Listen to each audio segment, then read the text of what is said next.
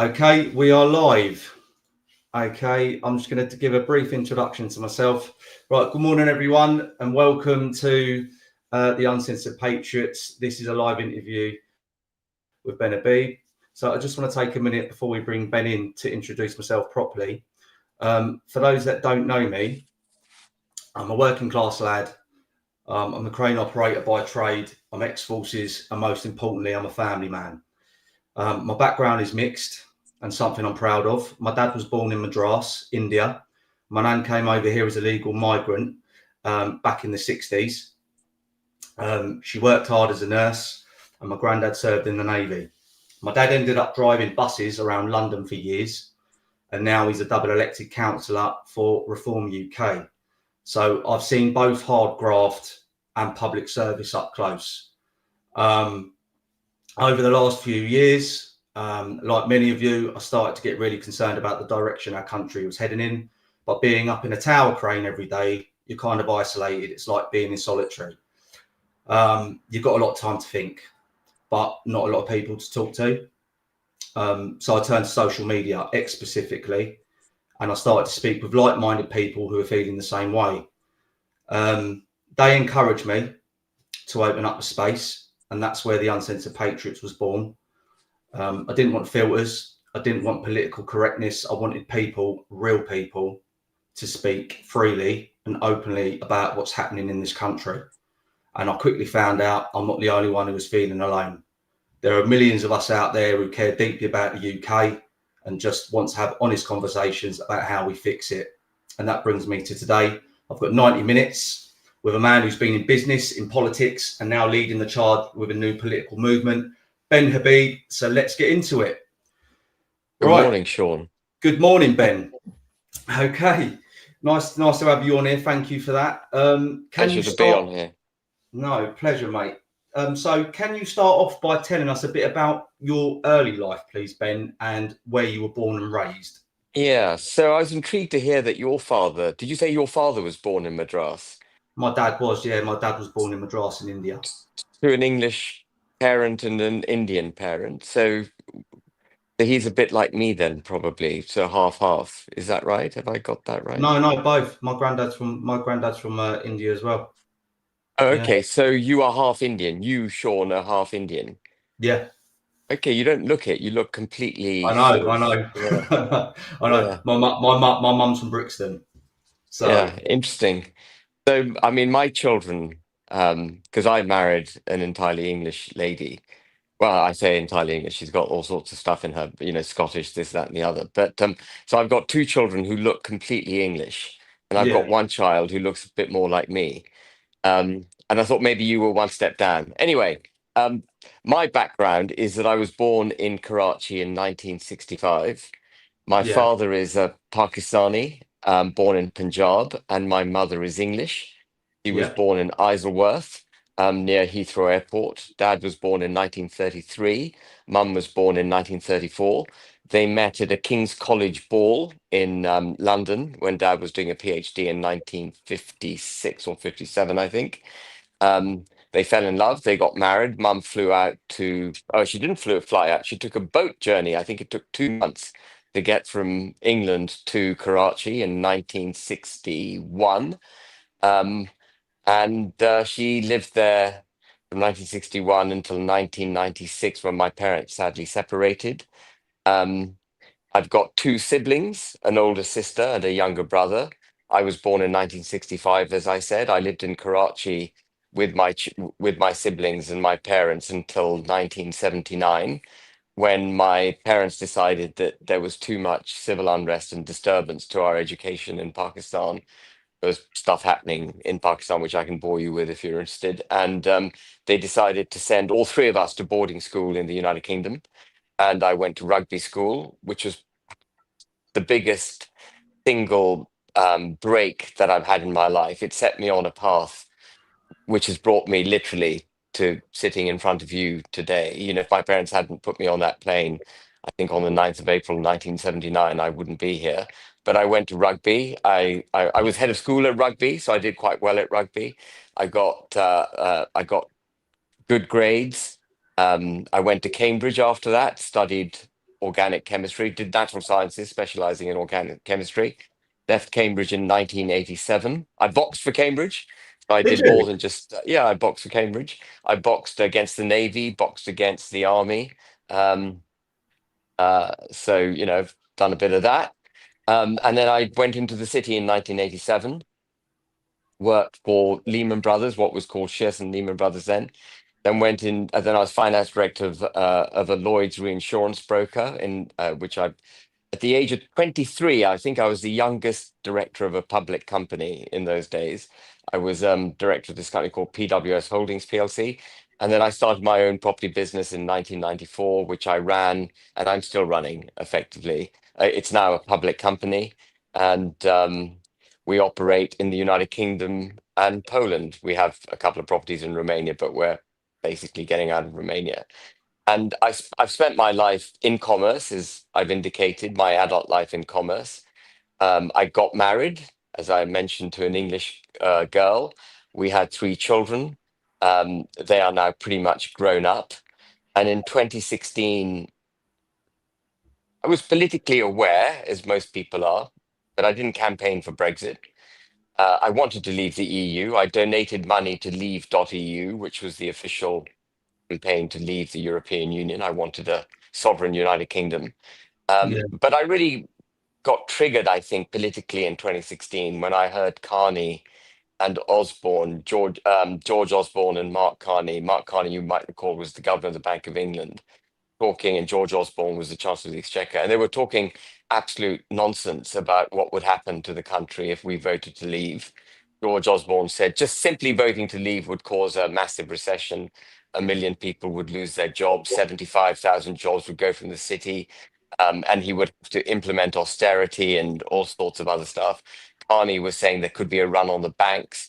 It was basically Project Fear, and I could see that I could see they were talking garbage because simply a decision by the British people to leave doesn't mean we've left. So nothing changes, the day after we vote to leave. I could see they were making it up. And that got me sort of triggered, as I say. And I started writing articles, letters, not articles, letters to the FT and to the Telegraph saying that we've got to get out of the EU. This is all wrong. Carney's talking rubbish, blah, blah, blah. And then I relaxed again when Theresa May became prime minister because she said she would get Brexit done. She made a series of really powerful speeches, you might recall, Sean, in 2016, Mm, 2017, about how nothing's agreed till everything's agreed, a bad deals, no deal's better than a bad deal, and so on and so forth. yeah. But then I realized that she wasn't going to get Brexit done. And at some point in 2018, I became a Tory donor. And that got me close to the Tory party. And I realized actually these people are not serious about getting out of the EU. For them, it's all just dressing it up to make it look like they've delivered the people's vote. And that was my first wake up, I think, of Parliament and the political establishment being in contempt of the people. That was my first awakening that we weren't being governed by people that really cared about the country or the democratic mandate that they had. They had their own agenda and they were doing whatever it is they wished to do.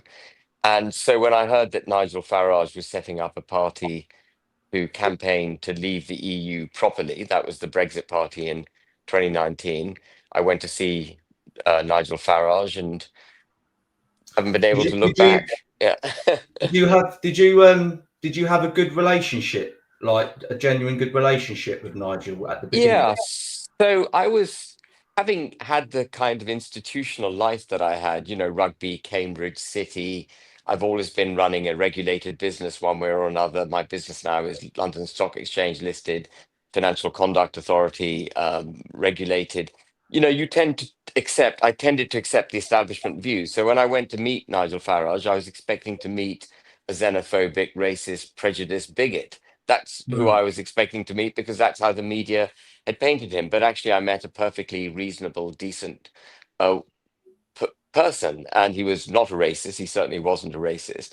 He shook my hand warmly. We had a good chat, and I became slightly in awe of Nigel Farage, like so many people are. I thought this guy is amazing. He's fighting mm. the good fight, and so I was very keen to help the Brexit Party do whatever the Brexit Party needed to do to make sure that we left the EU. And I offered up money. I donated money to the Brexit Party. I also stood for the Brexit Party. I became an MEP and campaigned What was that? What was vociferously. that? What was that like? Yeah, so I mean, being an MEP in itself was not something that I particularly enjoyed, but it gave me a. I didn't enjoy going to Strasbourg and Brussels, and I found it very disjointed experience. You couldn't really focus. It was, you were pulled from one meeting to another. No one was really doing any serious thinking. But what it gave me was a soapbox, really, for the United Kingdom, because being an MEP, the radio channels need to get you on, television channels get you on, and so on. And then I could start making the case properly to leave the EU. And then, of course, Boris Johnson became prime minister. He promised he would get Brexit done. He'd die in a ditch rather than not leave on the 31st October. Yeah, We didn't leave on 31st October 2019. He didn't die in a ditch. And, and then he produced the withdrawal agreement that he said was fantastic, this brilliant document. And that was another wake up call. It's a bit like peeling an onion. I've used this analogy before. The more I've got into politics, the more I've realized that those who claim to be what they are aren't what they are. And Boris Johnson, who comes across as this great pro British Brexiteer yeah, who championed the withdrawal agreement, when I read the withdrawal agreement, and I literally locked myself up in a room for 4 or 5 hours and just read it through. And and I realized it was a terrible document which granted all sorts of rights to the European Union, including most pertinently handing over Northern Ireland to Brussels. And for me, that was like surrendering part of the United Kingdom. So I found the document an abhorrent document. mm, And correctly, the Brexit Party campaigned against it. Um, but then I had another awakening that year. Another layer of the onion was peeled back when Nigel Farage stood down 317 candidates against Boris Johnson. We all knew the withdrawal agreement was crap, but then we gave him the general election in 2019 and he got an 80-seat majority. And the argument made by Farage then was that if we don't stand down, we might get a hung parliament, you might get a Corbyn government, second referendum, and that's the end of Brexit. So we may not like the deal that Boris Johnson's put forward, but we better make sure we get that or we may get nothing. And I accepted that argument. I still, to some extent, accept the argument that we had to get something over the line, otherwise we might have lost everything. But at that point, the penny really dropped with me because having delivered Boris Johnson into power, then I thought we in the Brexit Party had a responsibility to go on fighting against the withdrawal agreement, campaigning vigorously to remove all the ill effects of the withdrawal agreement. You might recall, Sean, back in 2020, we left the EU and we technically left the EU in two steps. The first step was the withdrawal agreement, but then we were negotiating a trade agreement with the EU in 2020. And yeah, what Boris Johnson had said was that the trade agreement would be used to put right all the wrongs in the withdrawal agreement. So don't worry, we'll do the withdrawal agreement, we'll get out, we'll sort it out later.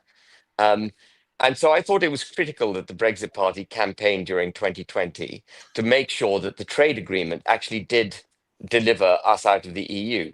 yeah, Um, but Farage was nowhere to be seen in 2020, and I pleaded with him in August that year when I could see that everything was going wrong.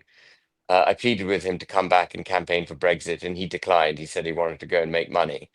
And so that was another kind of wake up call that the man, Mr. Brexit himself, didn't really want to campaign to leave the EU. And I'll never forget 2020 with in regards to COVID pandemic. Well, I yeah. don't like yeah. That's another story, but it's just Yeah, I mean, it's a similar story. It's a similar story. There's a parallel.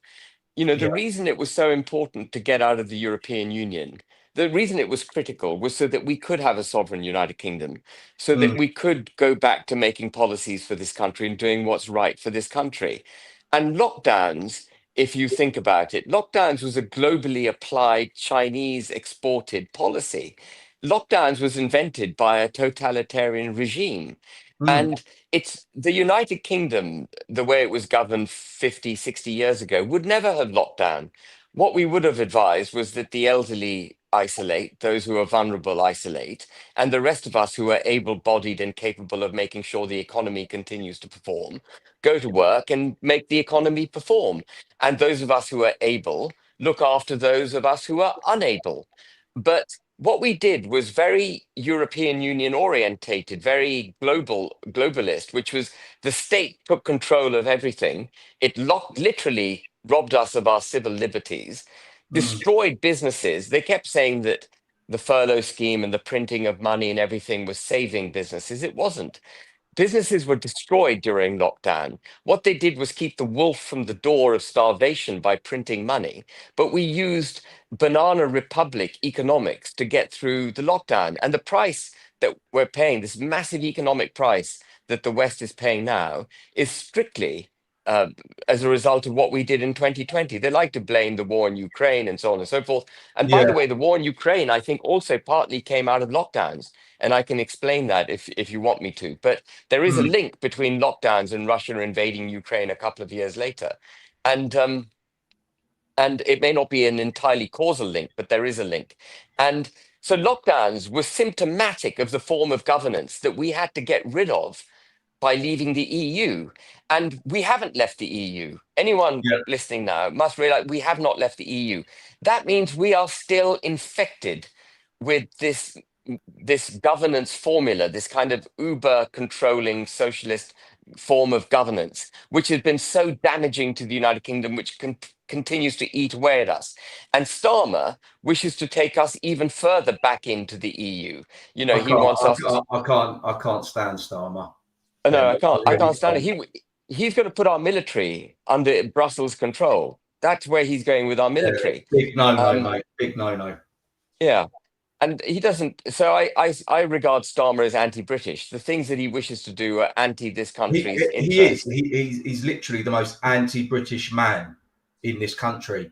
And when he lied the other day, making out when Trump was on his state visit, saying that, oh yeah, I'm Christian. No, you're not. You wasn't. Why are you lying for? Yeah, You've been an atheist most of your life. absolutely. And he talks about free speech Yeah, at the same yeah. time as bringing in laws and So shutting you're down lying people all who the are. time to the Yeah, public. And I think you to know, myself, it's and I just think to myself, it's so easy, right? I've been saying this for such a long time. It's so easy. They need to utilize the Royal Navy and place the Navy in the Channel to of allow them course they to do do. their job as a deterrent for the migrant crossings on the dinghies, right? For the Yeah, illegal so I migrants. mean, on the illegal migrant thing, the government needs to understand that its duty is to the British people. Its Yeah, duty is not to the people seeking to break into this country. Now, there is a humanitarian element to how we treat people seeking to do illegal things, but that doesn't extend to rescuing them from their own decisions and then putting them in four-star hotels, giving them free medical care, free food, free dental treatment, cash in their pockets, local councils paying for them to go and watch cricket matches, giving yeah, them translators. This is all happening. And uh, w- and instead of protecting our society, we're protecting the criminal element that wish to break into our society. And everyone coming across the channel in dinghies is a criminal because they've broken the law to get into our country. And Starmer doesn't get it. He can't even bring himself to call them illegal migrants. He calls them irregular migrants. I don't know if you've seen that, Sean. He calls them irregular. And if he calls them irregular, if he can't call them what they are, which is illegal, and he calls them irregular, there's no chance of him coming up with the policies required to stop that movement of person because he doesn't even know what they are. Are you yeah. with me? I've been saying it for such a long time. It's the biggest threat to our national security having all these unvetted, unchecked illegal migrants entering our UK shores and being housed in hotels funded by the taxpayers. Right? Do you know what I mean? I It's for the life of crazy. me, I can't believe, and all of these, every other day now, there's a news alert. There's news that an illegal migrant has gone out and committed this crime, has gone out and committed that crime, and it's like, and a few of them have literally just been up the road from where a migrant hotel is situated. So Yeah. it's like, how much more does the government expect the public, the British public, to take? How many Yeah. more rapes have to happen, right? Yeah. How many more stabbings have to happen before they take action? Every crime, I often hear it said by those who are pro open borders and pro the illegal movement of people, of which there's a large number of people in this country who support it, by the way, including Yvette Cooper. Yvette Cooper put up, she's photographed saying refugees welcome. Yvette Cooper, our Yeah. Home Secretary, former Home Secretary of just a few weeks ago, was pro the illegal movement of people across the channel. But every single crime that's committed by someone who's in this country illegally is a crime that should never have taken place. It's a crime that should never have happened. You cannot justify their criminality once they get here by saying, oh, well, only very few of them commit crimes. That's not the point. Any crime committed by someone who's in this country illegally should never have happened because they should never have been here.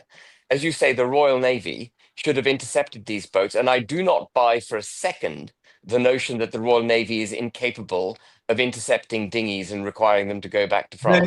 They're not. They're not at all. And this is what winds me up, because when you think about it, it's like you get all these.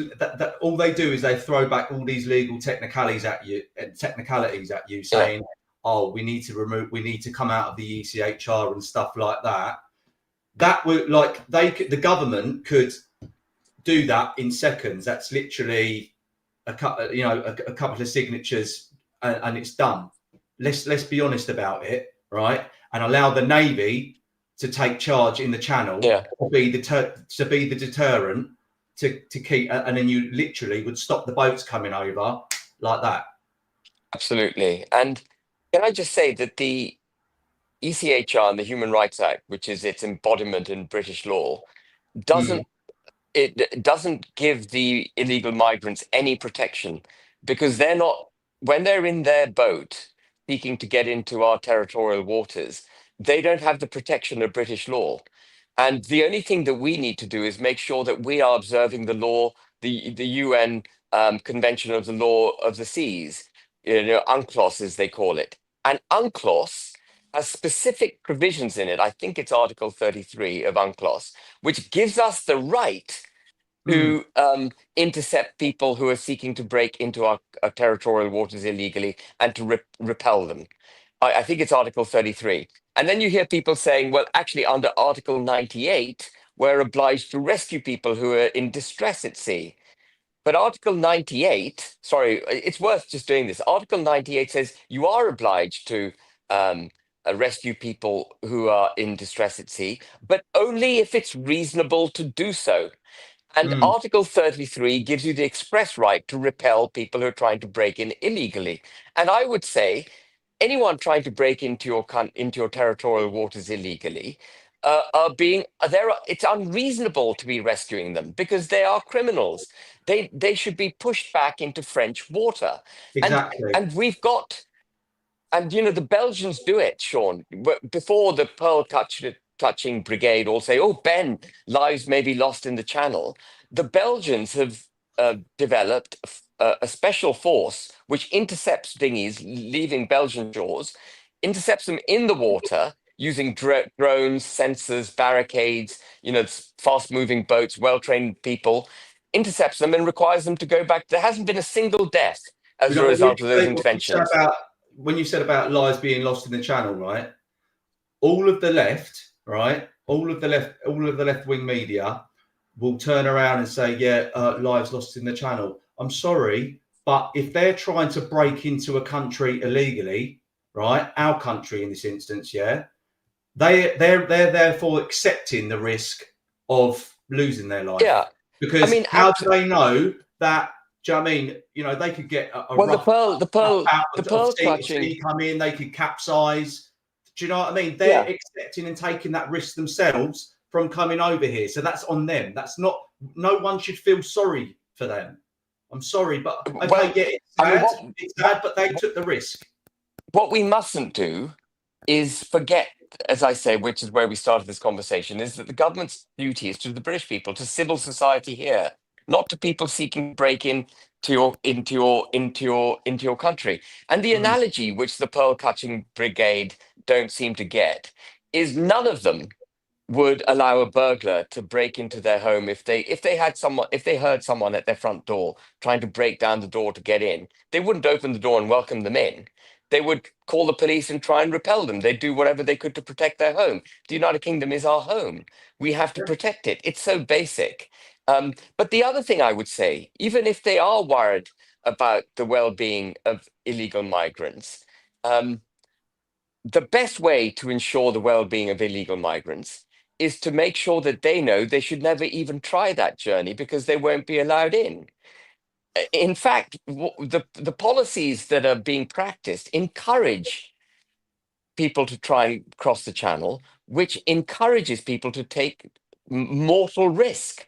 That's what they do. I mean, the dinghy could just capsize without any interventions from the Royal Navy. It could just capsize, couldn't it? that's And what so I'm saying. What if they get a bout of rough seas just come out of nowhere? it happens all the time. Yeah, So the kindest and best thing we can do is to make it absolutely clear to them that they will not be allowed in, so they shouldn't even take the risk. Stay in France, as awful as France is. and this is what I'm saying. They're saying, like, a lot of them say, people have got this analogy in saying that, they're genuine asylum seekers. They are fleeing war-torn countries.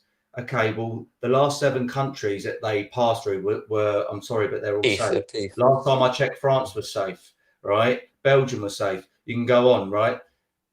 This is what I'm saying. So, Yeah, it defies common sense. yes. So, do you understand what I'm trying to say? Completely, Yeah, completely. And even Trump, when he was here last week, said to Starmer, deploy the military, stop them. yeah. You know, Literally, Trump does what he says. People might love him or hate him, right? But when that man sets out a load of directives that he's going to do for his country, he does them.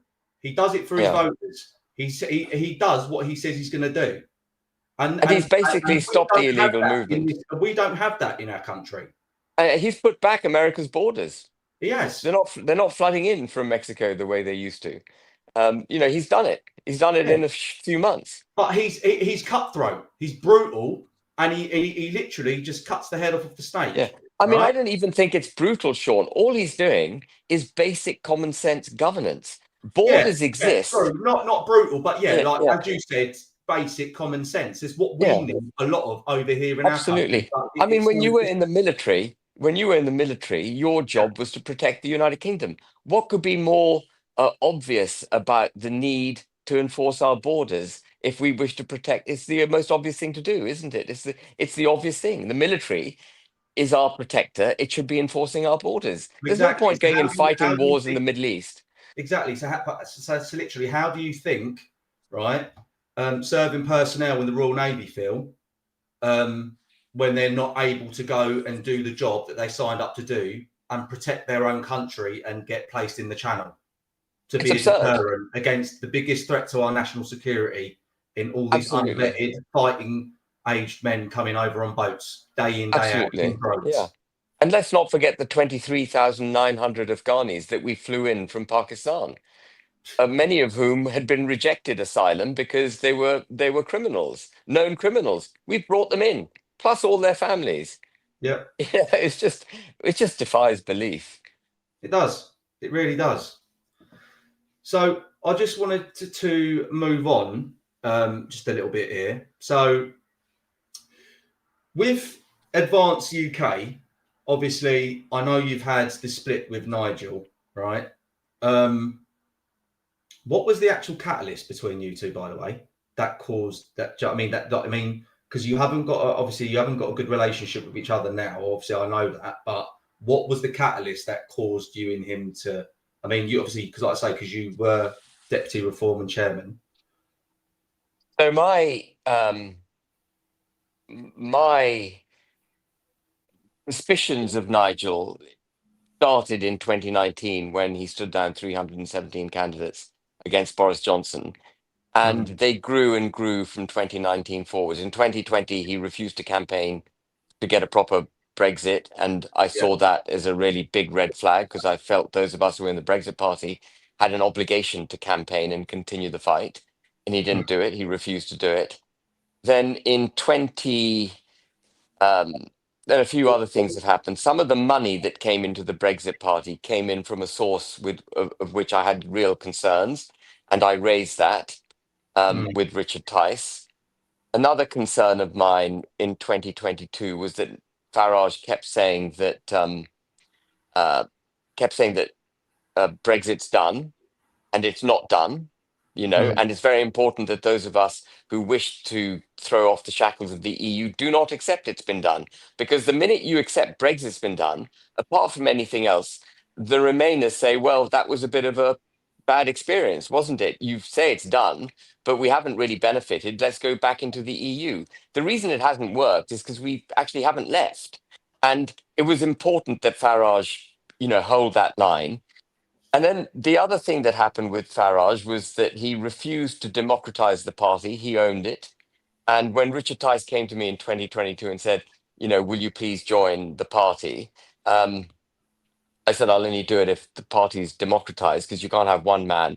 And by then, my suspicions of Farage had already, as I've indicated, my suspicions were Yeah. high. Yeah. And I wanted the party to be democratized. So I asked for that. Farage refused to give up his shares. Then I got a letter of comfort from Richard Tice eventually saying that the party would be run consensually under his leadership, that we wouldn't do any deals with the Tories. We'd campaign for a proper withdrawal from the EU, etc. So on the strength of that, I joined.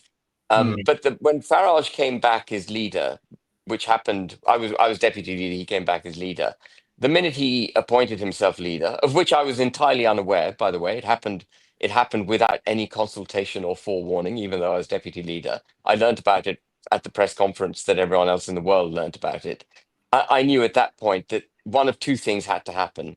Either the party had to democratize so that Farage could be held in check and that other great voices in the nation could be heard, because under a Farage controlled party, you just get the kind of nonsense that we've seen out of reform over the last year and a bit. Um, or I would leave. There was no, it had to be democratize the party or I'm out. And I Yeah. knew that on the 3rd of June, 2024, during the middle of the general election campaign. I tried very hard, Sean, you might be aware, I tried very hard to get the party to democratize, to bring checks and balances into place, to hold Farage accountable, etc. But I Yeah. failed. And then Farage started saying, then Farage went full Tonto mad in my mind, saying things like he wasn't concerned about the rate of demographic change in the country, that he wasn't in favor of deporting everyone here that was here illegally, um, that Shamima Begum, we should consider bringing Shamima Begum back into the country. Yeah. And then he started. Why do you think he done a U-turn with that? So I think essentially, I don't want to really talk too much about Farage, but the key thing about Farage, which people need to know, just take it from me. This is the Mhm. truth about Yeah. Farage. He doesn't have a political philosophy. He doesn't have one. He may claim to be anti the EU and pro sovereign Britain, sovereign United Kingdom. He isn't. He'll pivot this way or that way, depending on where he thinks he can curry favor. So you see crazy things with him, like he was Yeah. in the US a couple of weeks ago talking about the need for freedom of speech. Do you remember? He was on Mm. Capitol Hill saying that he was going to repeal the Online Safety Act because it was being used to control freedom of speech in this country. 2 days later, Reform recruited Nadine Dorries into the party. Nadine Dorries was the architect of the Online Safety Act. Two Yeah. days Yeah. before recruiting the architect of the act, he was saying he was going to repeal it. He Yeah. is all over the place. Mm. He says he stands against diversity, equity, and inclusion, and yet he would put transgender women, in other words, men, in women's prisons.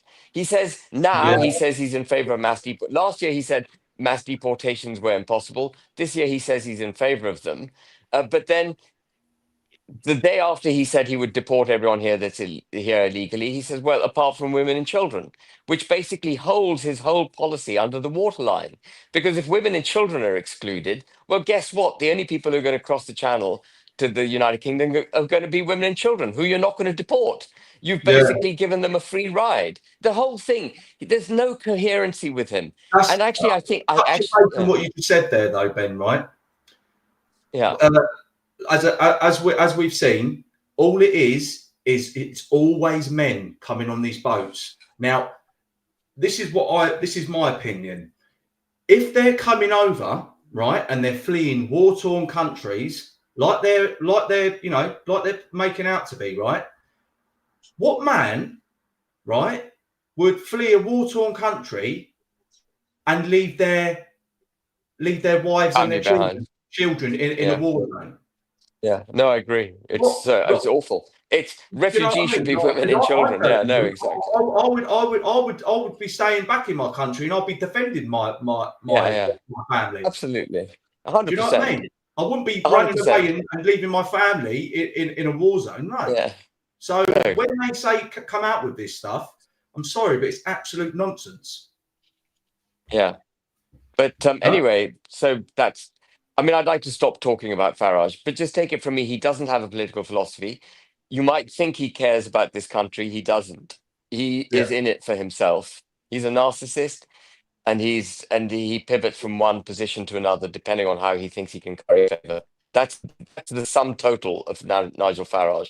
Anyone who thinks anything beyond that is deluding themselves. Anyone who joins reform thinking reform is the answer is deluding themselves. Hmm. Let's move on to Advanced UK. You said your father's a councillor for reform. I would suggest he should leave and join Advance.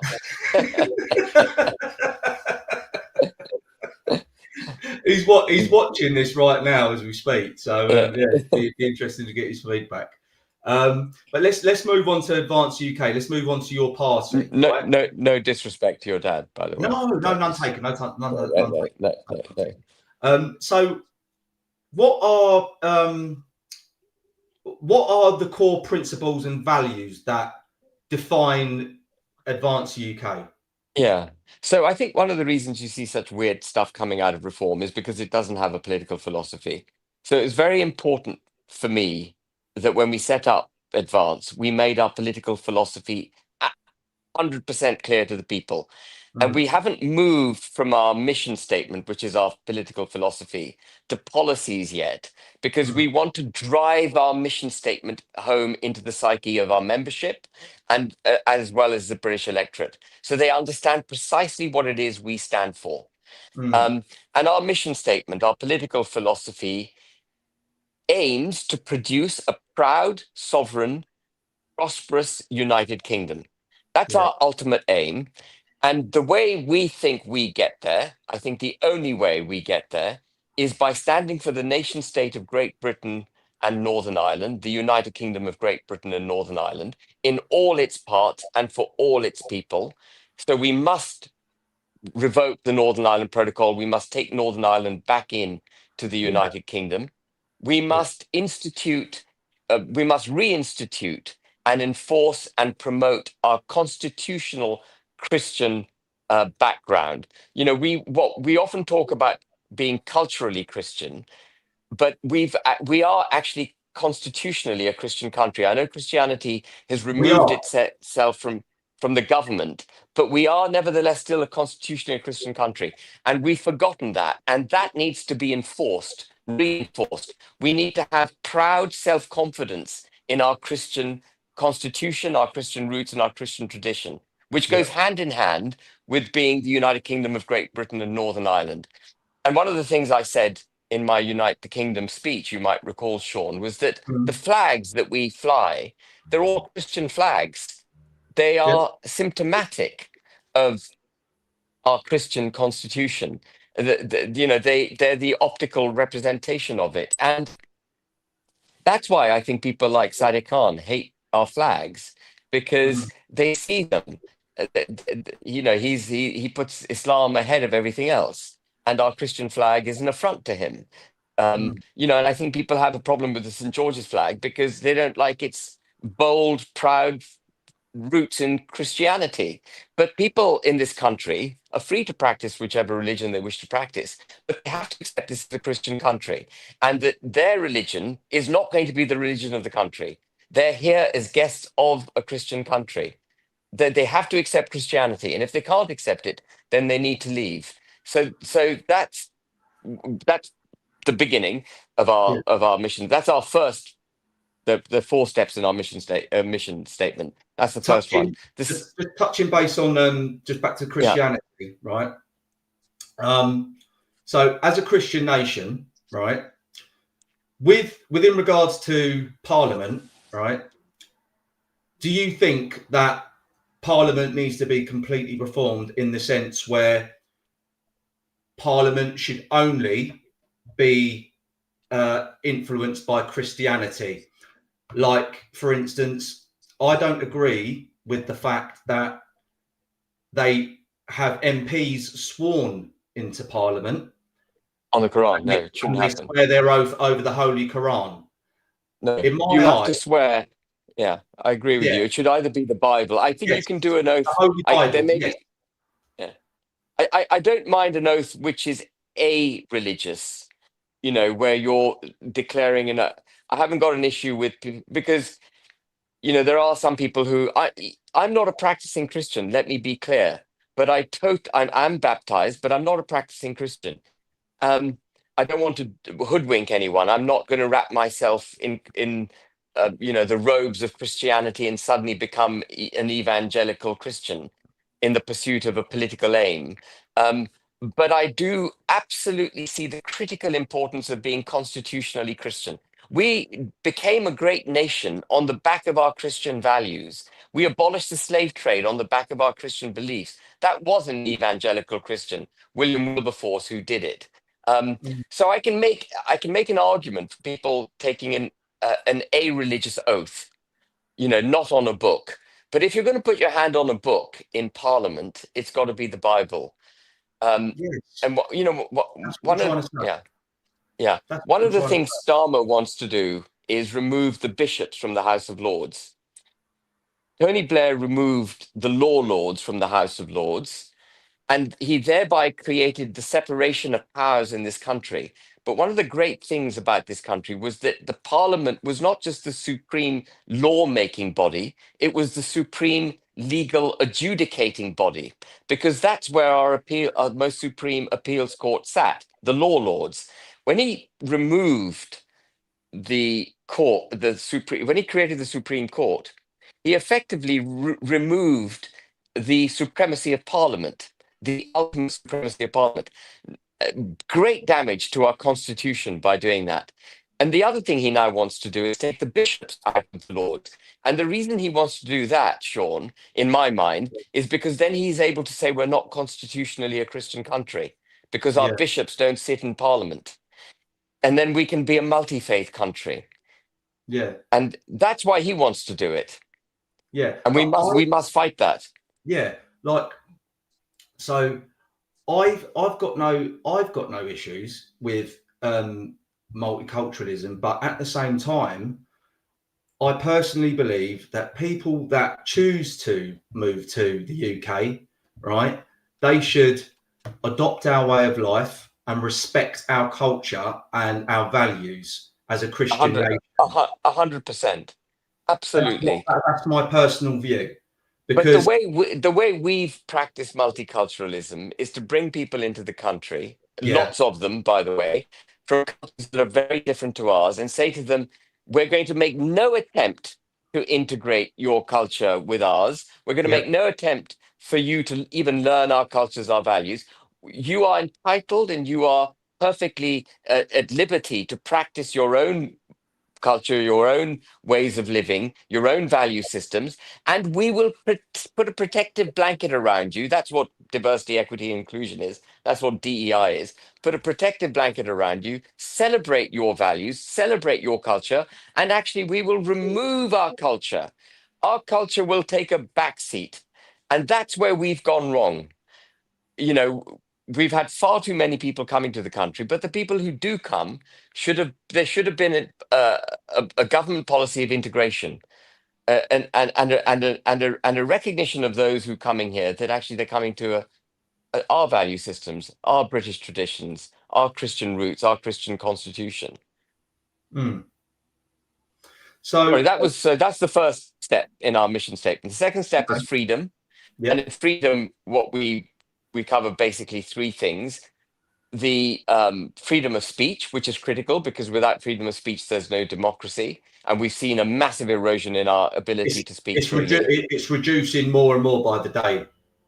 Yeah, Literally, absolutely. Yeah. I'd never think I'd see our freedom of speech be diminished so much by this government, and for jailing people over tweets, Yeah, over emotional outbursts because they're reacting to something an I know atrocity that happened in our it's absurd. country, and they're just being a human being and just being emotional, and they're getting penalised and put in prison for it. Yeah, and at the same time, Lucy Connolly, for example. yeah, at the same time as they were putting people like Lucy Connolly in prison, they were releasing from prison known violent repeat criminals because they didn't have enough space in cells to put people like Lucy Connolly in. I mean, it's so daft. Mm, Um, so freedom of speech is critical, freedom of action, so that we believe in a small state and for people's liberty, people to do basically that which they wish to do as much as possible without taking actions to the detriment of others, basically, which is the British way. One of the reasons I think we did so well as a country in the 18th, 19th, and early 20th century is because essentially British people, our form of law allows us to do anything we want unless it's expressly prohibited, which is very different to the European form of law and very different to the kind of law that we're now practicing, where we need specific laws allowing us to do certain things. So, mm, freedom of action. And then we stand against the indoctrination of our children. And again, we've seen a lot of these extreme forms of ideology, um, uh, critical race theory, which informs white people that if they don't recognize that they're privileged, they're racist. If they don't recognize that men self-identifying as women are women, all that kind of indoctrination of our children, that has to stop. So freedom is our second thing. The democracy is our third element of our mission statement. We stand for the democratic unit of the United Kingdom. Our democracy is the unit is United Kingdom of Great Britain and Northern Ireland. Parliament should be supreme. And so we must get rid of these international laws and these international institutions which keep prohibiting us from doing what we need to for the benefit of this country. We need to throw off the shackles of the EU, which is why Brexit was so important. That's why it was so important to actually Brexit properly, so that we could go back to being a democratic country ourselves, hold our people to account. mm. And as part of restoring our democracy, we've got to get rid of the bureaucratic classes, the quangos, the regulatory bodies that have been created by successive governments, which again neuter our ability to hold people to account, such as, for example, the Office of Budget Responsibility, Ofcom, Elcom, all these bodies that are populated by people of whom we know nothing, peddling whatever their ideology is, unaccountable. We want our parliamentarians to be accountable. So that's the third step, democracy. And then the fourth one is equality under the law. Again, through diversity, equity, and inclusion, through these forms of progressive discrimination that we've been practicing, we've created a two-tier or multi-tier criminal justice system where criminals are protected, where ethnic minorities are protected, where victims are thrown under a bus, where white people get a worse shake of the dice than ethnic minorities do because of this protective blanket that we put around ethnic minorities. Even the Sentencing Council, which guides the courts on the kind of sentences that should be handed out, has been telling the judiciary, as thankfully it's been rejected, but has been informing the judiciary that certain ethnic backgrounds should get lesser penalties for the same crime. And No, the whole completely. thing about it's absurd. It should be one rule for one rule Yeah, for all. It should be a absolutely. blanket. Like everyone Yeah. gets treated the same within regards to being penalised. If you're a different ethnic if you're different from a different ethnic background, you're a different race or whatever, you shouldn't be It doesn't getting. matter. Yeah, it doesn't Yeah. matter. That's irrespective of you being penalised with a lesser punishment in comparison to someone of a different race from who you are. Exactly. Yeah, absolutely. And that's why Lady Justice above the Old Bailey is blindfolded, Yeah, because justice has to be dispensed blind of your personal circumstances. If you do the crime, you do the time. yeah, And it's just got to be dispensed with the cold. It's an entirely cold process, justice. The delivery of it's not a warm emotional process. It shouldn't be. It needs to just analyze the facts, determine whether or not a crime was committed, and then adjudicate and then sentence. That's all. And so those are the four things. Advance stands for nation state, freedom, democracy, and equality under the law. yeah, and that's how it should be. And Sean, there's not a single main party that stands for those four things. Not a single, as self-evidently sensible as they are, as self-evidently, I think every political party should be practicing them. Nation state, freedom, democracy, equality under the law. Who can argue with that? Labour Party doesn't govern under those principles. The Conservative Party didn't govern under those principles. Reform doesn't believe in those principles. It uses lawfare. It's happy to put men who identify as women in women's prisons. It's happy to do lots of stuff, which is happy for Northern Ireland to be part of the European Union. Farage has said he sees a united Ireland as inevitable. All these things militate against any hope, I think, in reform. So the Labour Party is not the answer. The Conservative Party is not the answer. Reform's not the answer. And that's why Advance had to be set up. Now, we have a huge challenge ahead of us, no doubt. But, we've already achieved remarkable things, Sean. Within 2.5 months, we've got 35,000 members. That absolutely firmly puts us on the political map in the United Kingdom. We've got enough members now to fight a general election, no doubt. We will be a force on the political landscape, and we've done that in 2.5 months. The British people recognise. And as one of my teams just pointed out as well, we also need to look at incentives for working class people to have more children, tax breaks, etc. as well. And I have spoken on that. I completely agree. We've got to have a tax break to get married. We've got to have a tax break to have children. And we've got to have a tax break for one spouse to stay at home and look after those children.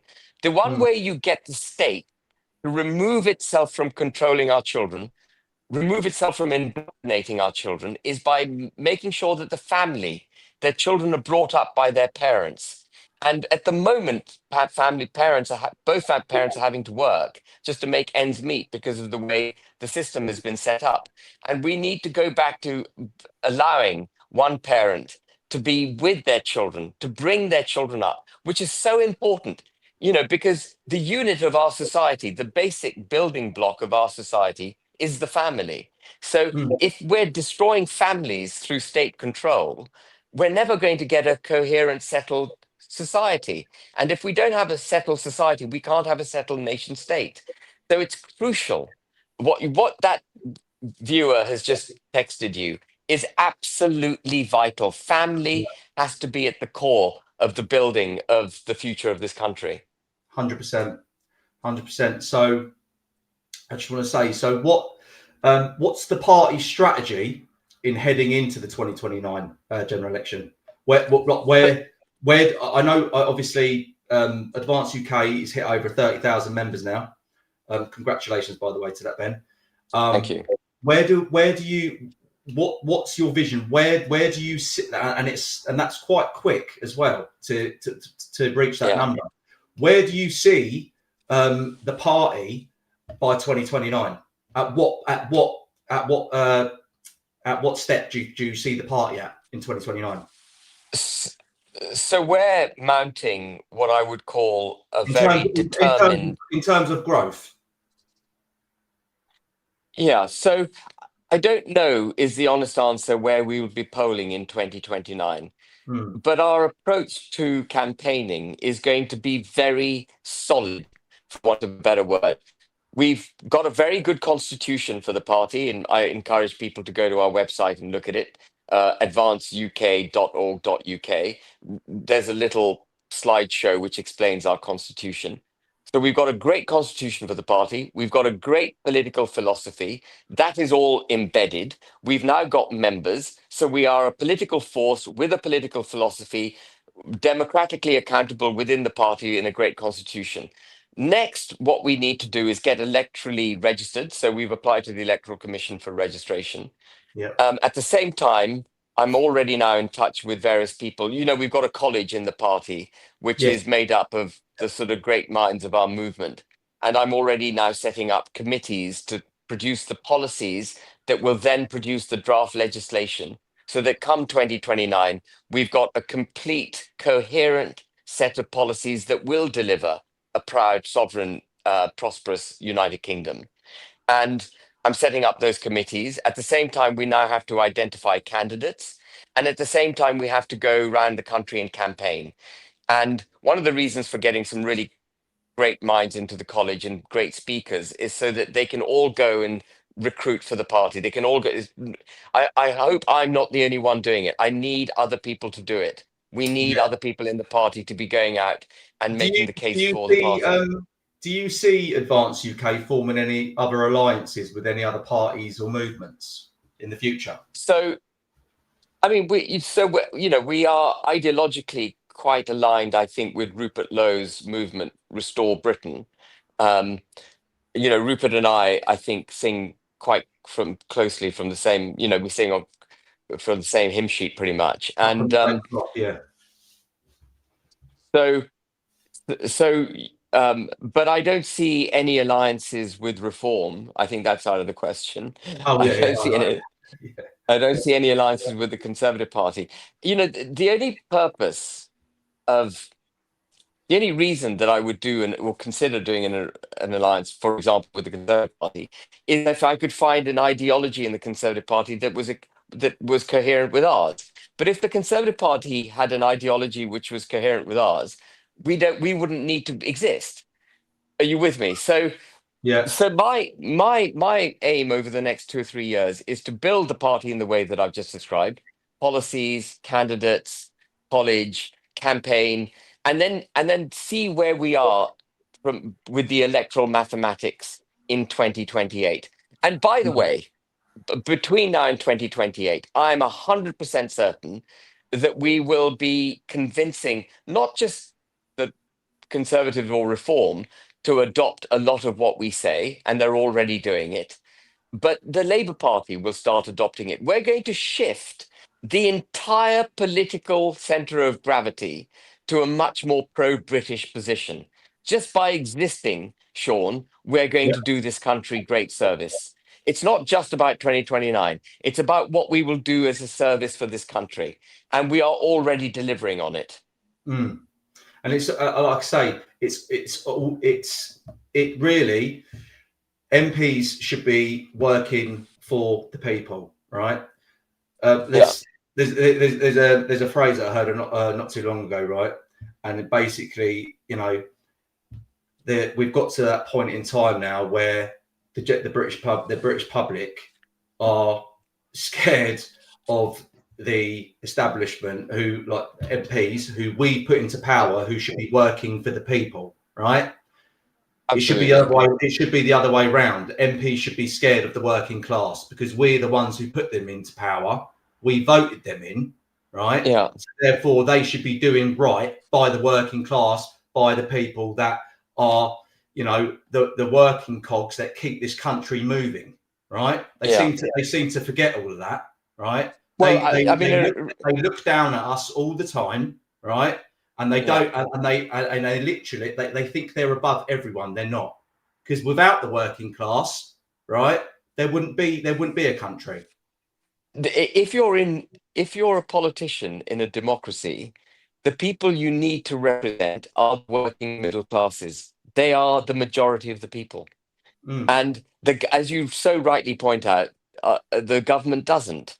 And it was very interesting to me, the response of Starmer to the Unite the Kingdom march. Now, just for those viewers who aren't familiar with this, the stage for the Unite the Kingdom rally or march, whatever you want to call it, was halfway up Whitehall.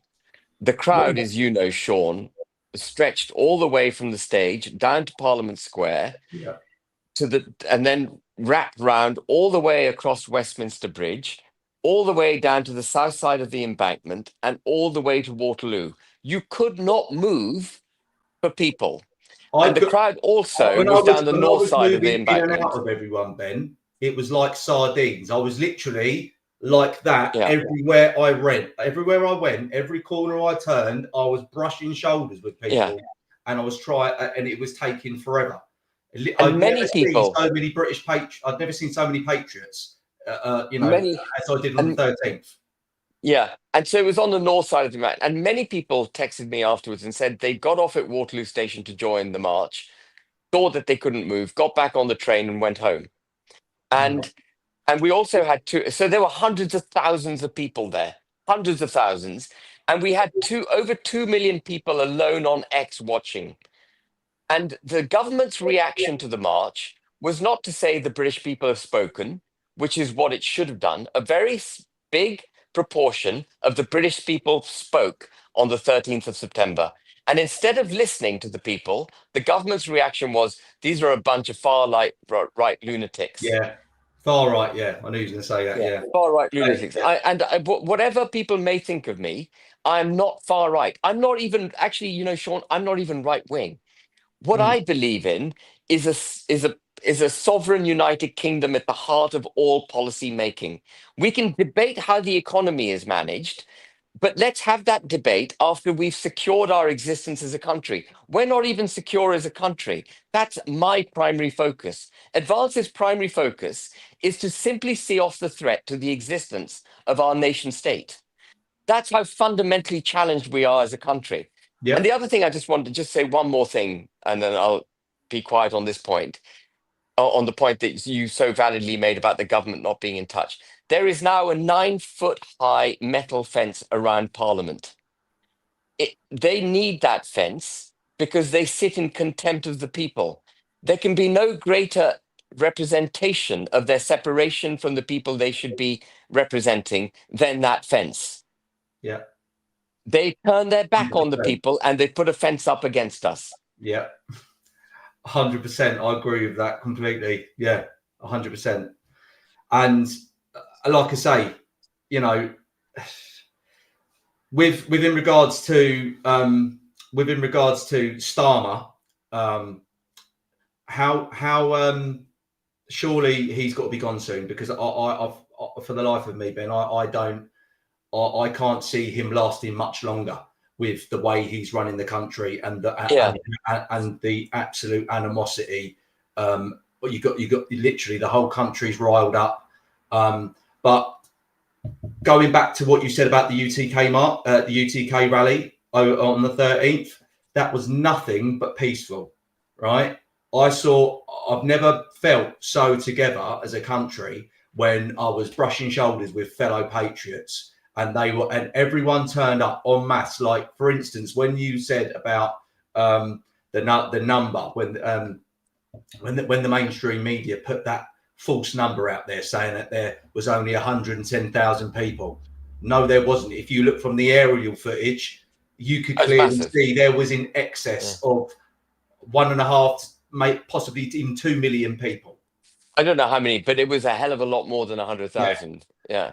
You could see both do you know what I mean? The Millennium Bridge, the Blackfriars Bridge, were literally it was literally like millions of dots everywhere, and it was literally like, and from being on the ground that day, I could tell, I could see it was unbelievable, and it was a remarkable day as well. It was I came into I literally passed through. How I managed to do that, I don't know, but because the police are supposed to segregate off the Antifa from the from the right wing, right? They're supposed to keep them apart, right? I managed to somehow be walking through their march, right? While they were doing their chants and they were saying Nazi scum off our streets, because that's all they can ever say, let's be honest. They just Yeah. repeat the same thing day in, day out. Every time they go to a march, they're only capable of saying one sentence and that's it. And it's just, they're on repeat. Oh, Nazi scum off our streets. Okay, well done. Give yourself a clap. If that's all you can come up with, then okay. Just, yeah, I think Yeah, I you mean, need. I just ignore it now. I Yeah, mean, it's it's so boring. absolute nonsense. And touching base on Charlie Kirk, right? If that doesn't prove, right, that the left wing are more dangerous than the right, than what they claim than the right are, then their mind's gone, because it just clearly proves that they're more violent. Because Yeah. if you because Well, he was able to they've also verbally. lost the argument. They've lost the Exactly, argument, Sean. You resort to exactly. shooting when you've lost the argument. Yeah. Yeah, exactly. Yeah. He was the bedrock of free speech over in America, right? Charlie Kirk was the bedrock of free speech in America, right?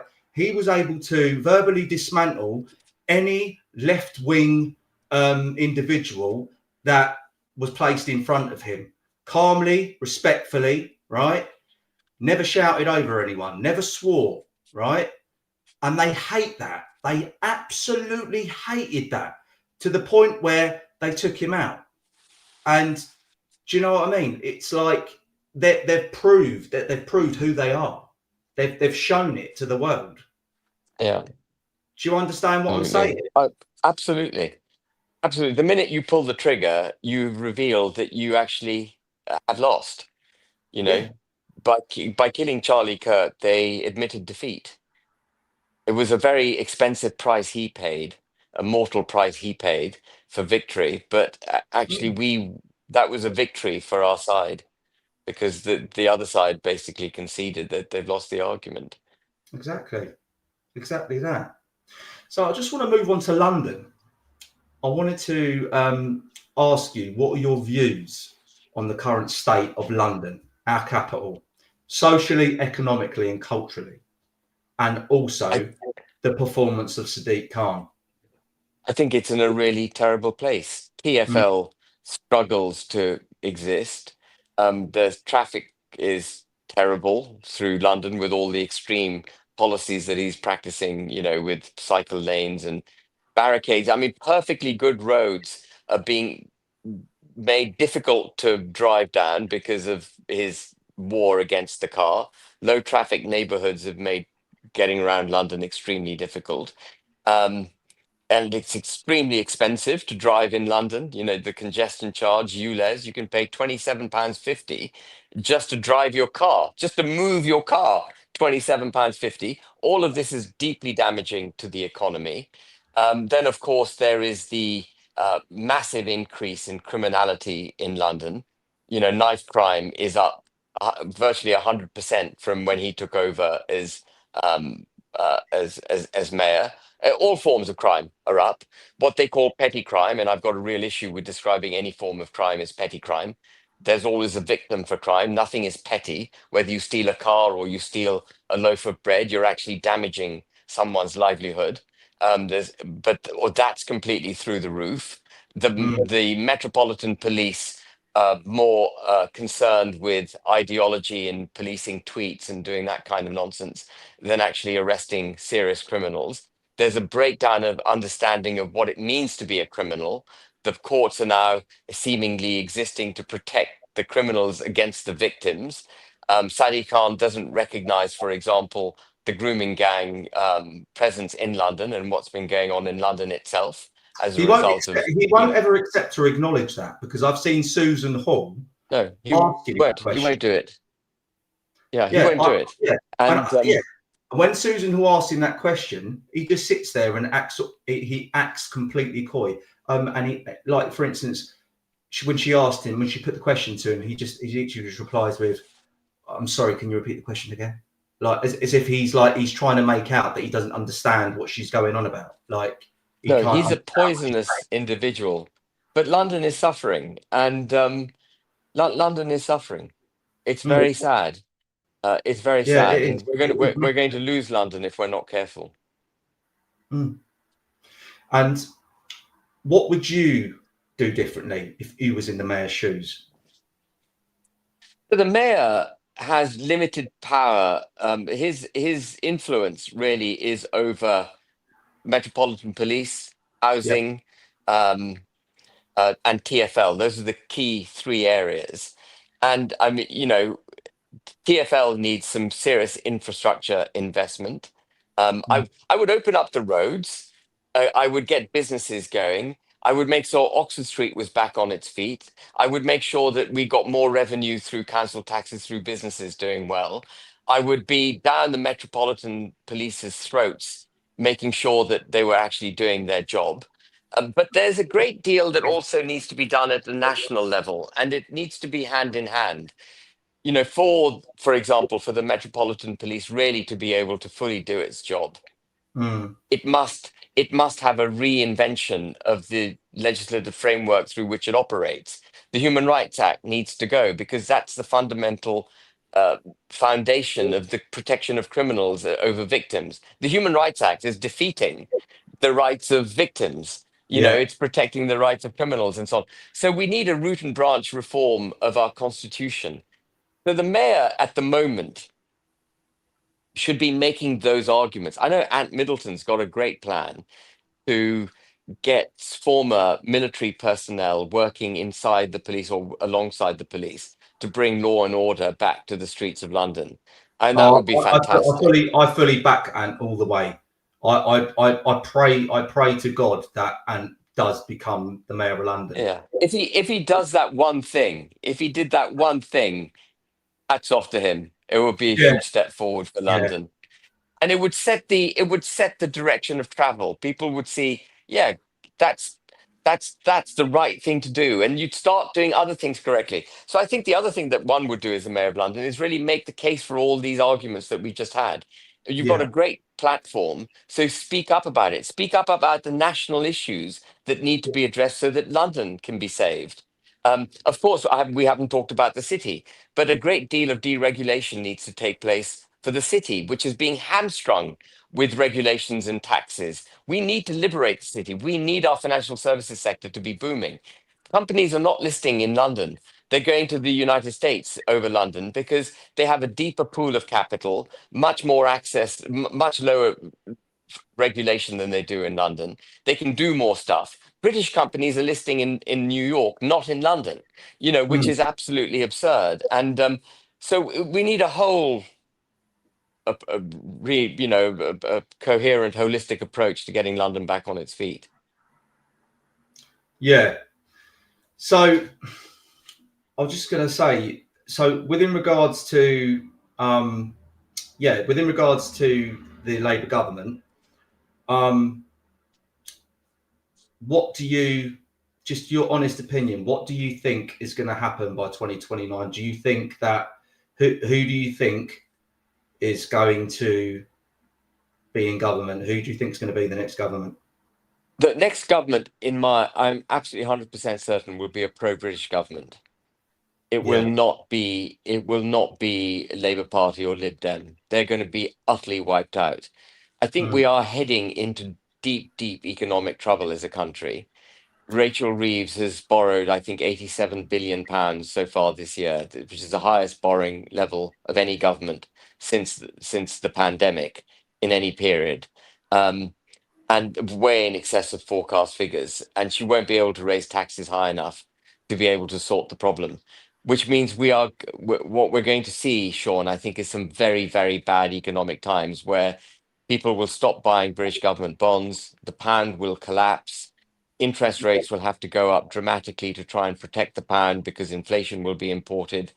There'll be even less interest in buying British government bonds, and we'll be in a downward spiral. So there's Mm. no chance, I think, of a Labour government forming again. The question then is, what kind of pro-British government do you get? And that's why it's so critical that Advance makes all the cases for the arguments and so on that we've just been discussing, firmly gets those Yeah. arguments made Yeah. so that whether we form the government or the Conservatives or whoever does, that actually we've moved the center of gravity so far over that actually we get the kind of governance that we need in this country to save it. And their whole agenda, their whole agenda at the moment in trying to push this digital ID, that's the worst thing. I don't agree with the digital ID. Yeah, so it's I think typical. if that gets implemented, right, Yeah, then no one's going to have control over anything. It's all the government are going to be able to control your finances. I just think it's all going to be a downward spiral, and it's going to be very terrifying if that gets implemented. And I'm completely against it. I know so many people who are against it. Pretty much my whole community are against digital ID, and anyone I even speak to say if digital ID gets put in place, then it's game over. What's your views on the digital ID that they're trying to push? So before I get to digital ID, it's ironic in my mind that Yeah. a government that has failed to enforce its borders, that has allowed criminality to increase in the way that we've been discussing, could then wish to take even more control. It self-evidently isn't capable of governing because of our borders not working and crime being through the roof. And so it says to the people, actually, we failed, but we want you to reward us with even greater authority and control over you through digital ID. Are you with me? They're justifying taking more control of us through their own failures. Yeah. Of course, I stand completely against digital ID. The way Yeah. to obviate the need for it is to take control of your borders, to get criminality under control, to ditch the Human Rights Act, empower the police, zero tolerance to crime. There's no such thing as petty crime. Stop the police from policing tweets, police the streets instead. You know, I hear many politicians say, oh, we're going to get 20,000 new police officers. We're going to get whatever. What's the point of getting 20,000 new police officers if they're all going to be policing tweets? That's Yeah. not going to help the situation. They'll all be sitting around having coffee at And taxpayers' with, all expense. due, and with all due respect, this is where free speech comes back onto the scene.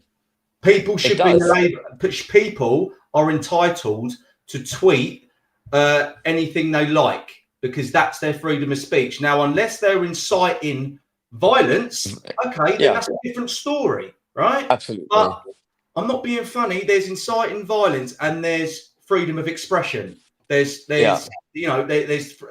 everyone's got their right to their freedom of speech, but this Labour government is clamping down on it so much, right, that it's like the British public are feeling so threatened now by the government that that literally it's getting to that boiling point now where people don't know how to react other than through nationalism and violence.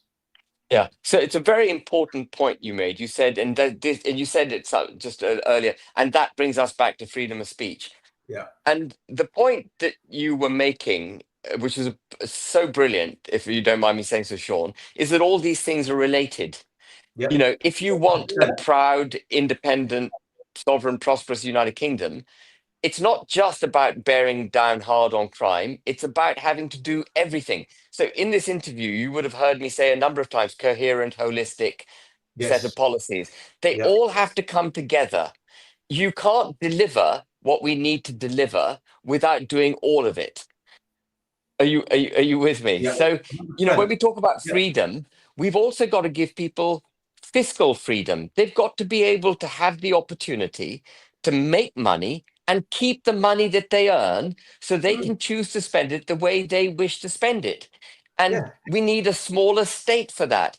There's nothing more encouraging, and I'm sure your father will agree with this because he's a father, I'm a grandfather. I don't know if you're a father, Sean. If you are a father, I'm sure you'll agree with it. There's nothing more encouraging to a working individual than the prospect of improving their children's and their grandchildren's futures. If you can go to work thinking, I'm going to make money today, so Johnny, my son, will do well in life. I can get him to a good school. I can do this for him. I can do that for him.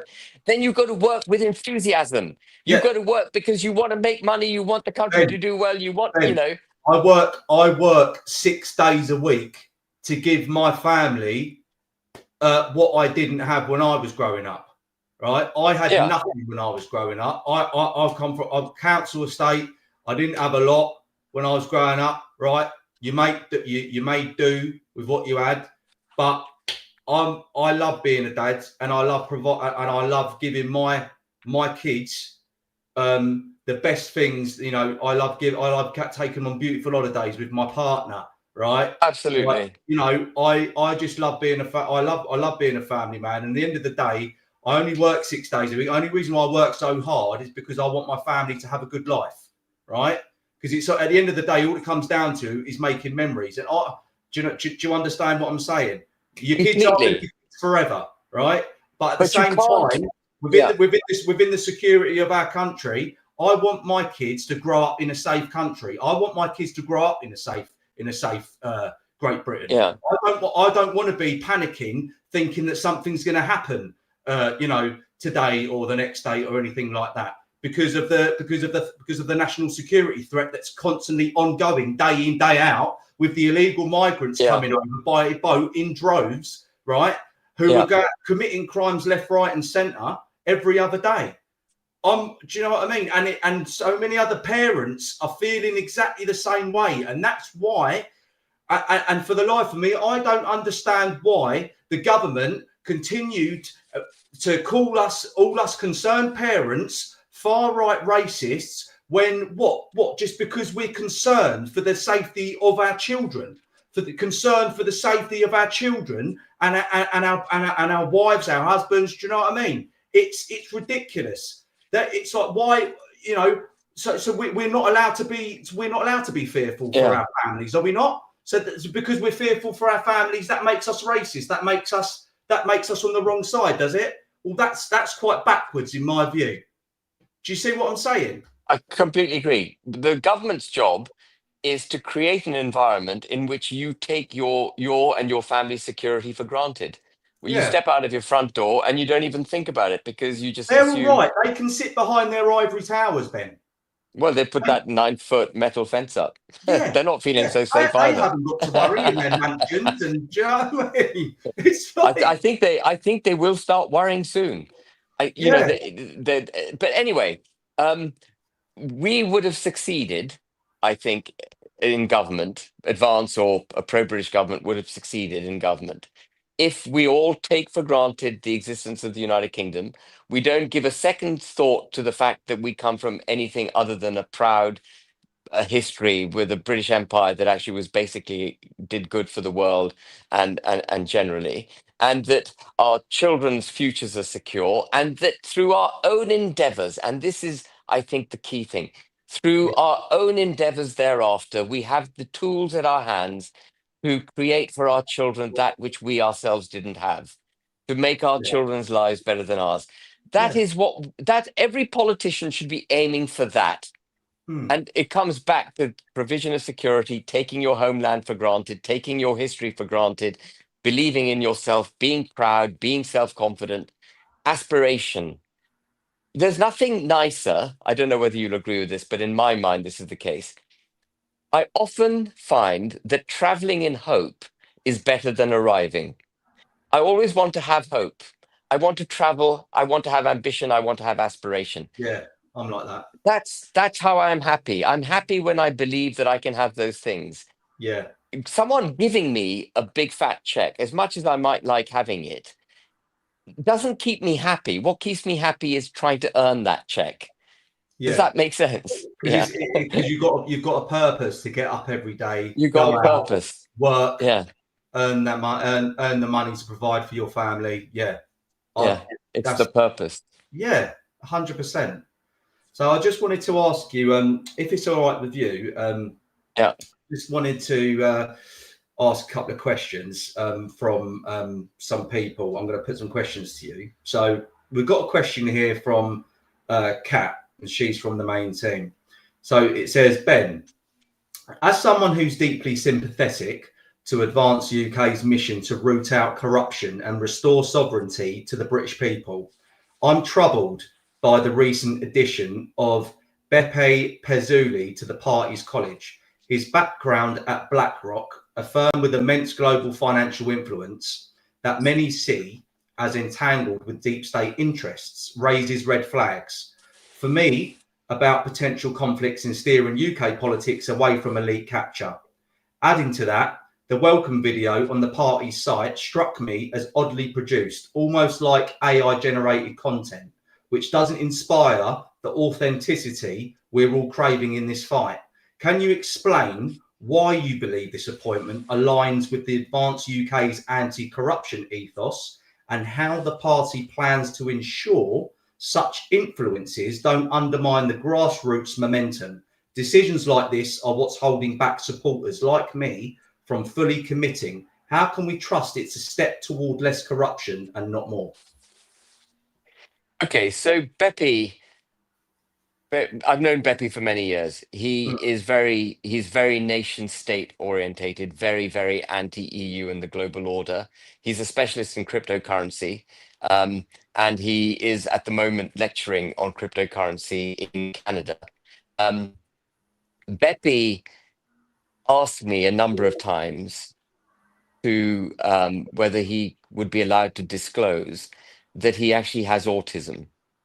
And I said, I don't think you need to do that, Beppe. But the reason his video is the way it is because Beppe has some issues. So he had to control himself in the way that he presented that script. Beppe is not part of the, if you think Beppe's part of the global liberal order, he's not. He may have worked at BlackRock, but I worked at Lehman Brothers. You know, that people work in organizations because they have to work in organizations. Beppe is firmly philosophically one of us. And his video, when I first saw it, I thought myself, it was a bit kind of AI generated, but it's not AI generated. That is Beppe. It's just that Beppe has some, what do they call them? Neurodiverse issues or something. Is that the correct term? Oh, okay. All right. And I'm going to take a couple more questions. Yeah. So I'm just going to head over to the chat box here. Just before we finish that answer, I just want to say this. They're going to be, when we've got the college at full tilt, there'll be between 50 and 100 members of the college. They'll all come up for re-election. So the membership can get rid of members of the college if they don't like them. But because there will be 50 to 100 members, no one individual will be able to undermine the political philosophy of the party. Collectively, it'll be the will of it'll be that political philosophy that will be carried forward, even if there is a member who somehow goes rogue.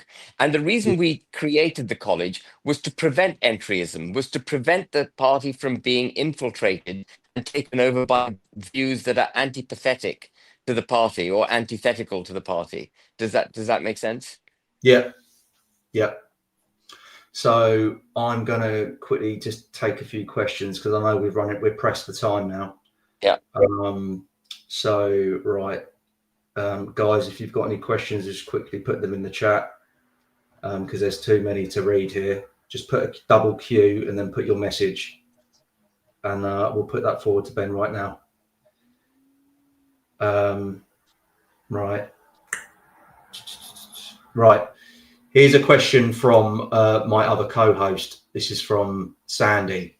Can we escape the WEF? Can we escape the WEF? The WEF dictates on net zero. Yeah, so it's absolutely vital that we ditch net zero. Ditching net zero is going to cause a rift between the United Kingdom and what I call the global liberal order. We will be in breach of our trade and well, we're going to take Northern Ireland back in. We're going to have a trade war with the European Union. Either the European Union has to come to its senses, or we're going to have a trade war with the EU.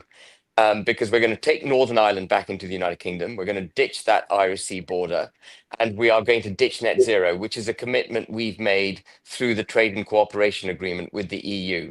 So we are going to have a bust up with the EU, which will be an economic bust up. That bust up will be a very healthy bust up because it will require the United Kingdom to drill, baby drill, use our own gas resources, reduce regulations on businesses so we can compete with the EU, reduce taxes on businesses and the working and middle classes so we can effectively compete with the EU. It's going to be a renaissance, not just constitutionally, but economically of the United Kingdom, and ditching net zero will be part of that renaissance. Okay. And we've got one from Darren Walker. So what is the update to current paid up members, would you add live page showing paid up members and volunteers and donors to public and members? Once Advance UK is approved by Electoral Commission, are you planning on doing local elections and Scottish and Wales Parliament elections in May 2026?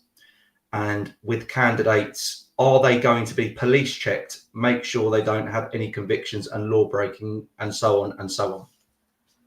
So we've got 35,200 odd this morning members. Um, uh, and I think that's going to continue to grow. I'm not too worried about the membership numbers now. I think what we've got to do is build the party in the rest of the way that we described. The membership is now, I think, it's just going to keep growing as we build our profile. Yeah. I'm not going to put. I'm not inclined, at least, to put our membership a ticker, showing the number of members we've got. I think that makes you a hostage to fortune, or there's a risk to being a hostage to fortune. So I don't want to do that. Yeah. As far as local elections are concerned, we play that by ear. Our focus is on 2029, making sure that we've built the right policy platform, we've communicated the right narrative, if you like, to the British people. We've got that narrative embedded into the British people's psyche so that they know what an advanced UK government would do. And then we'll just see where we are in 2029. But if there are local elections that we think we can win, we'll fight them. And in terms of candidate vetting, look, if someone's got a criminal record, that doesn't mean that they shouldn't participate in politics. We're not going to throw people under a bus just because they did something stupid when they were 20 years old. If they've done the time and they're capable people now, often people come back from having made mistakes in their lives as stronger, better, more capable people. For me, the key is getting candidates who actually have life experience, who Yeah. believe in our political philosophy, who are great thinkers and will stand their ground and fight their case and will not be cowed, will not give in to political expediency. And we need to find people like that. Of course, if there are, if there are serious criminals and there's, pedophiles or whatever, of course they won't be allowed into the party. But I'm not going to say anyone who's ever done anything wrong in the past is going to be thrown out of the party. I'm not going to say that. Yeah. Okay. The next question is from Moxie. Given the current political environment, the Labour government, etc., how do you plan to attract voters who are disillusioned with mainstream parties? Think everyone's disillusioned with mainstream parties. There have been polls recently which include none of the above and then all the other parties, including Reform, and none of the above always wins. Always wins. So the electorate are sick of the Labour Party, sick of Conservatives, and they're looking for where they can vote to actually get deliverance. And if we do our job well in advance and we communicate everything, which is why I'm very happy and grateful to you, Sean, to be on this program, because it's part of that communication process. If we Yeah. can communicate what we believe into the electorate, I think they will see us to be the genuine force in politics that I believe we are, and that they will then join us. Okay. And this one's from this is another. I think this is another good question to ask you. This is from Sandy again. Can we bring back industry, Sheffield Steel,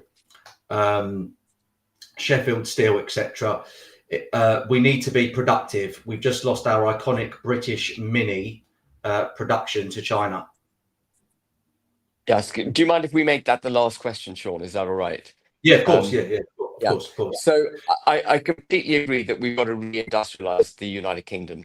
We have deindustrialized it on the back of some extreme policies practiced by government, one of which is net zero. One of the reasons that we're incapable of competing on the international stage and produce steel and so on cost effectively is because of net zero. It's made it impractical to profitably produce it because our energy costs are so high. So we've got to reduce our energy costs. We've got to take advantage of natural gas, which we have in abundance still in the North Sea.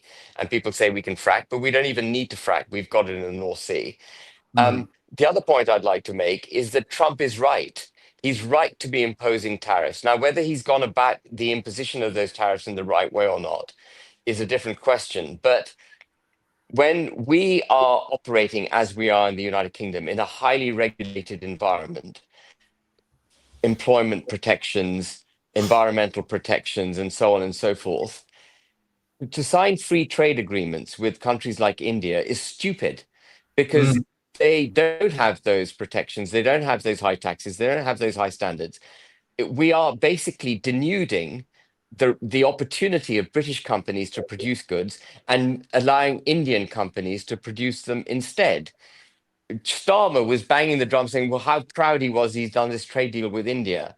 I can't think of anything worse than opening up our markets, exposing ourselves to cheap Indian goods that have been manufactured importing cheap Russian oil mm, without any employment protections, etc. What we need to do is to deregulate our economy. We need to get rid of net zero. We need to cut taxes domestically, and we need to impose tariffs on, to some extent, on other countries. We're one of the biggest importers of goods in the world. We're one of the biggest importers of EU goods. It's an advantage we never used in the Brexit negotiations. We should have whipped the European Union with it. So yes, we must impose tariffs. We must reduce energy costs. We must make ourselves more dynamic as an economy. And on the back of having done all of that, we will automatically make it possible again to produce goods in the United Kingdom, which we must do again. Also, this comes back to this coherent holistic. we're also very capable in remaining self-sufficient as a country And we need, within regards to our oil fields up in the North Sea.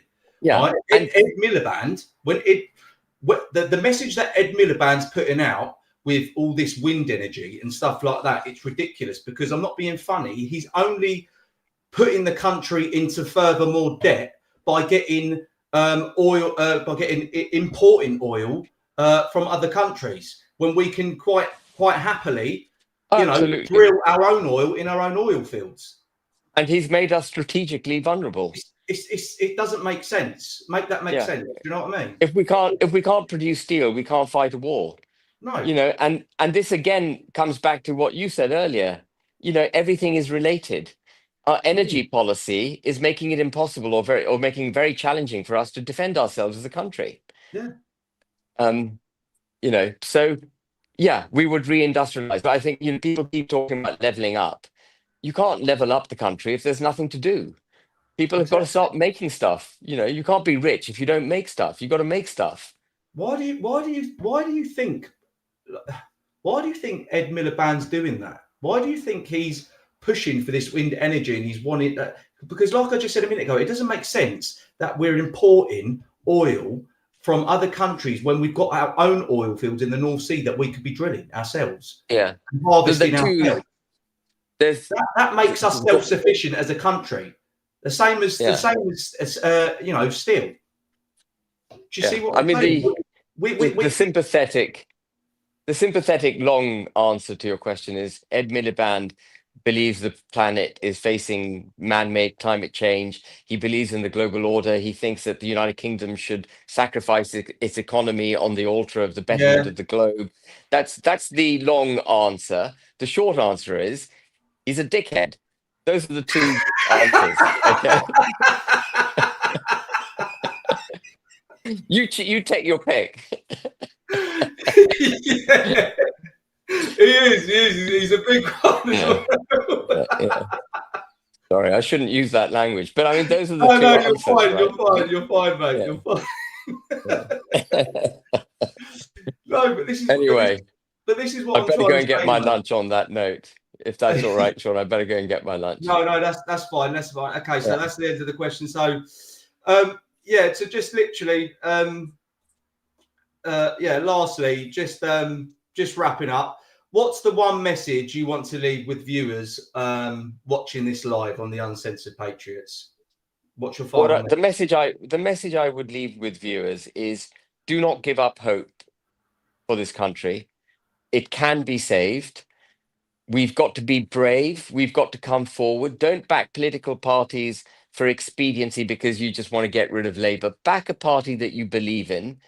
And Mm, when you back that party, then make the arguments for that party to your friends, your family, and others, and get them to support it. I do believe Advance will deliver for the country if it gets the support of the British people. I think I may have said this in my speech. I can't remember all that I said, but I will stand. I will stand on the battlefield, bat in hand, sword in hand, until I'm bloodied or defeated. But I'm not giving up. lovely. That's the proverbial battlefield before anyone says that I'm advocating violence. I'm not. Yeah. No. Listen, Ben, thank you so much for coming on the Yeah. Unfiltered Patriots. Thank you for everyone to tuning into this interview live with Ben Habib, the leader of Advance UK. Ben, have a lovely day, mate, and thank you again for coming Thank you. on. Thank you. Thank you for having me on, Sean. Thank you. Cheers, mate. Take care.